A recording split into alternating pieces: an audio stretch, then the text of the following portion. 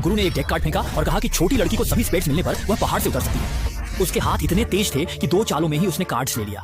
गुरु ने तुरंत पहचाना कि उसके हाथ में बुरे कार्ड्स हैं, पर जब छोटी लड़की ने कार्ड्स मेज पर रखकर पलटे तो सभी स्पेड्स में बदल गए। उसकी जुआ कला अब चरम सीमा पर थी। गुरु ने उसे पहाड़ से उतरकर जुए के खिलाफ लड़ने की अनुमति दी। उसी वक्त घर पर उसके पिता मां के इलाज के पैसे लेकर जुआ खेलने जा रहे थे, जिसे लौटी छोटी लड़की ने देख लिया। उसने पिता को नहीं रोका, बल्कि अपने बैग से 1 लाख रुपए निकालकर उन्हें दिए, पर इस बार पिता को उससे भी साथ ले जाना होगा। पिता बेटी सीधे डोंगवेई के अड्डे पर पहुंचे, जहां मेज पर बैंकर अहगो पहले ही 2 लोगों को हरा चुका था।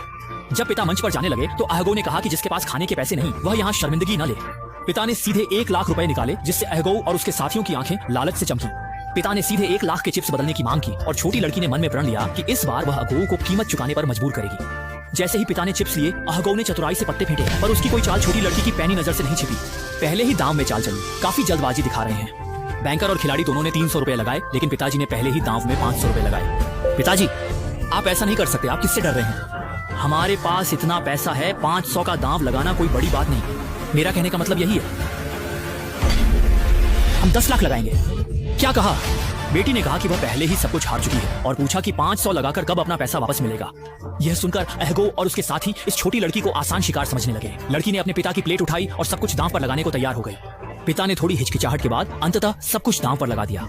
अहगो खुशी से फूला नहीं समा रहा था। अभी खुश हो रहे हो ना? थोड़ी देर में तुम हंस नहीं पाओगे।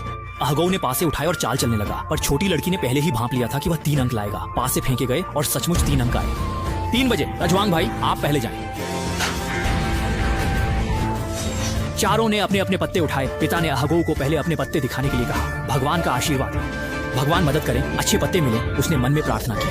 अहगो ने अपने पत्ते मेज पर पटक दिए और सब जोर से हंस पड़े। उसके पास केवल 2 अंक थे।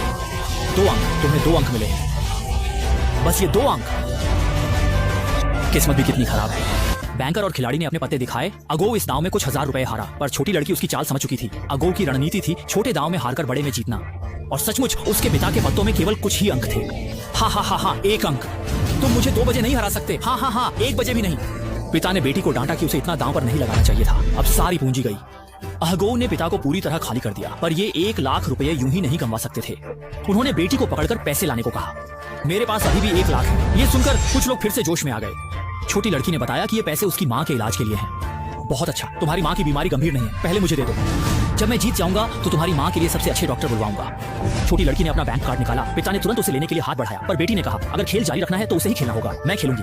पिता ने कहा कि उसने कभी ताश को छुआ तक नहीं है, कैसे खेलेगी? बेटी ने मुस्कुराकर कहा कि यह सिर्फ किस्मत का खेल है और वह किस्मत वाली लड़की है, हमेशा से उसकी किस्मत अच्छी रही है। पिता को मजबूरी में उसे 2 हाथ खेलने की अनुमति देनी पड़ी। जैसे ही वह टेबल पर बैठी, अहगो और उसके साथी इशारों में बातें करने लगे। यह देख छोटी लड़की ने सहजता से कहा, मुझे 9 वाला खेल समझ नहीं आता, क्या हम 3 पत्ती खेल सकते हैं?